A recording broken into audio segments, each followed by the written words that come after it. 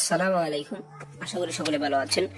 খাদান আসতে না আসতে খাদান তোর ঘোষণা নাকি শুনতে পাচ্ছি যে আমরা বাংলাদেশে থাকি, খাদান দেখতে পারি নাই, দেখতে পাচ্ছি না। যদি খাদান হলে না আসে তাহলে আমাদেরকে চুরি করে দেখতে হবে, এই ওয়েবসাইটে বিভিন্ন মাধ্যমে আর কি হল পেট দিয়ে আমাদের দেখতে হবে যদি বাংলাদেশে না আসে। বাংলাদেশে আসলে তো ভালোই হতো। তবে এখন নতুন খবর হচ্ছে খাদান টু আসছে ভাই। হ্যাঁ, যেখানে ভিলেন হিসেবে দেখা যেতে পারে মিশা সওদাগরকে।